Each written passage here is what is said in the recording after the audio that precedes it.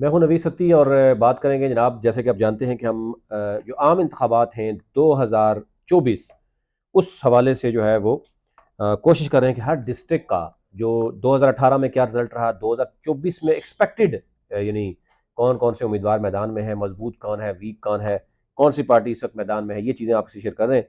फिलहाल कुछ पार्टीज़ ने बाकायदा उम्मीदवारों से दरख्वास्तें मतलूब की थी, उनको फैसला करने जा रहे हैं। पीटीआई क्या फैसला करने जा रही है, पीपल्स पार्टी और टीएलपी भी, क्योंकि पंजाब में एक बड़ा वोट बैंक तहरीक लबैक जो है ना, वो हर हल्के में हम देख रहे हैं कि तीसरे पोजीशन में वो जरूर है, कभी कभी दूसरे में भी है।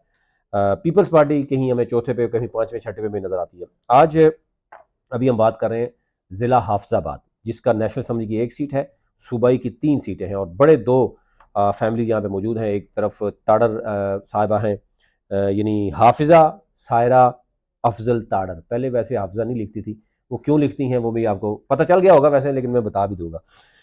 एक हाजन अल्लाह रखी हैं, वो पीपल्स पार्टी से हैं।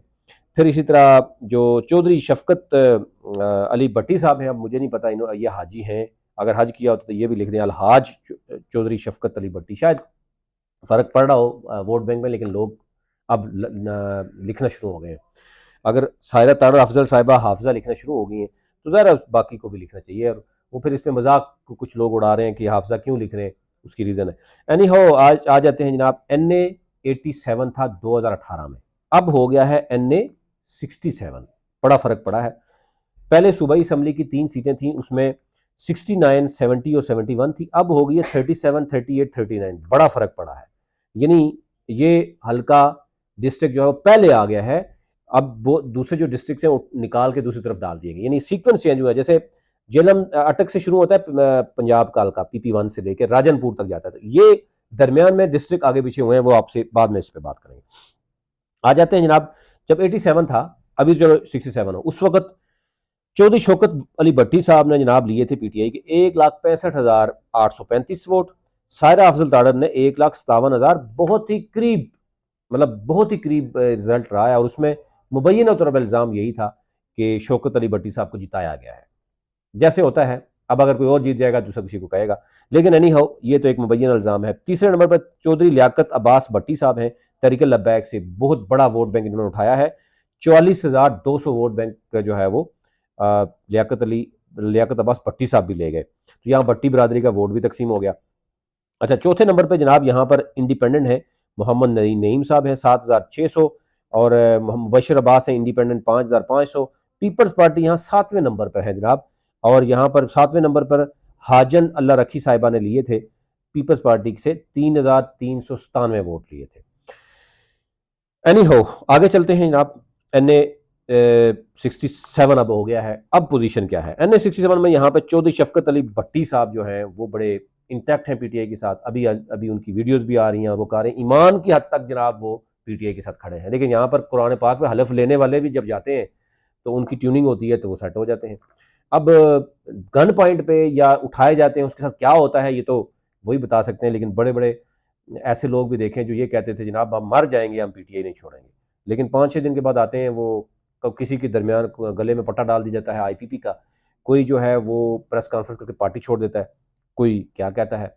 तो देखते हैं शौकत शौकत अली भट्टी साहब, क्या कहते हैं, नाम शब मैंने शफकत कह दिया, शौकत अली भट्टी साहब जो है वो क्या इंटैक्ट रहेंगे? और अगर इंटैक्ट रहेंगे तो फिर ज़रा वोट बैंक पीटीआई का सबको पता है कि इस वक्त ग्रास लेवल में मौजूद है।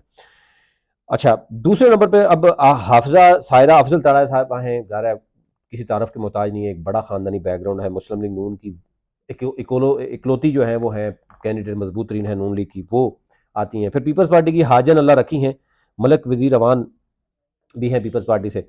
अब देखना ये होगा कि टीएलपी किसको मैदान में उतारेगी। अगर उन्हीं को चौधरी लियाकत अब्बास साहब को उतारेगी या किसी और को उतारेगी, बहुत बड़ा वोट बैंक हाँ तहरीक लबैक का था, लेकिन उस वक्त लहर थी। ये टीएलपी को साबित करना पड़ेगा कि अब की बार उनको वोट बैंक इतना मिलेगा या नहीं मिलेगा, ये तो साबित करना पड़ेगा कि अभी तक क्या उनका मंशूर है, क्या चीजें हैं, कुछ चीज सामने नहीं आ रही। एनी हाउ, अब आ जाते हैं जनाब इसकी पीपी, जो 3 पीपियां हैं वो भी आपको बता देते हैं। पहले मैंने आपको बताया कि पहले जो थी 69, 70 और 71। 69 का रिजल्ट अगर मैं पहले देखूं, मोहम्मद मामून तारर साहब हैं, ये पीटीआई के प्लेटफॉर्म से जीते थे, 58,420 वोट लिया था।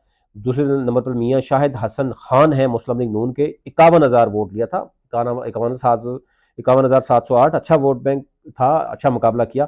तरीके लबैक के चौधरी मोहम्मद असदुल्ला है, अच्छा वोट बैंक इन्होंने लिया, तकरीबन 19,637 वोट है।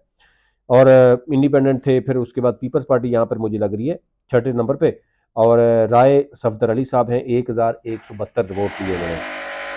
आप आगे आ जाए तो उसके बाद है PP 70 में, PP 70 में है मुजफ्फर अली शेख साहब हैं, और मुजफ्फर अली शेख साहब जो 70 में है, उन्होंने यहाँ पर PMLN से वोट, नहीं, यहाँ पर PMLN जो है वहाँ जीती थी और 49,160 वोट लिया था।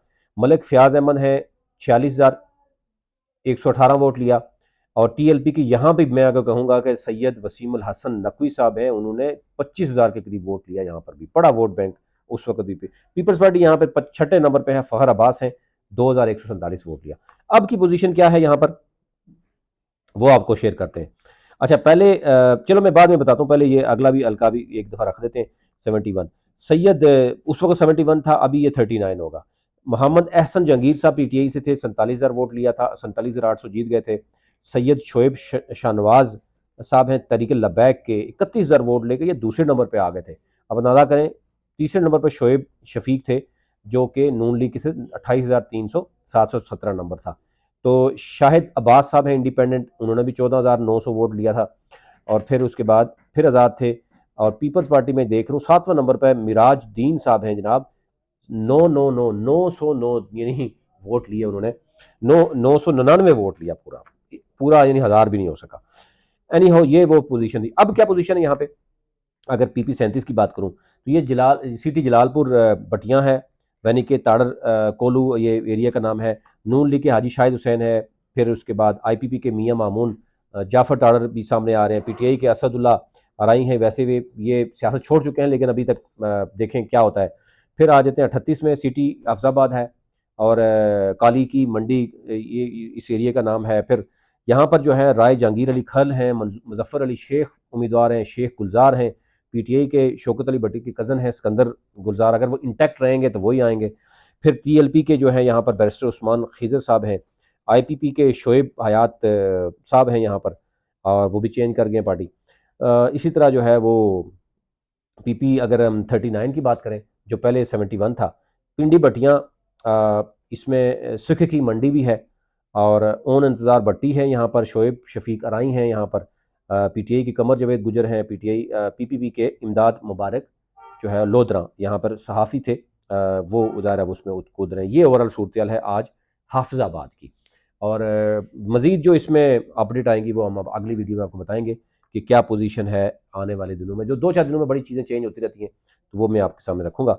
अभी तक लिए इतना ही। चैनल को ज़रूर सब्सक्राइब कीजिए। हमारे नवी सदी के नाम से आपको यूट्यूब, फेसबुक, टिकटॉक और ट्विटर पे और बाकी जो जितने भी डिजिटल मीडिया के प्लेटफॉर्म है उस पर मिलेगा, और हमारी कोशिश होगी कि आपको हर तरह से अपडेट रखा जाए इलेक्शन में।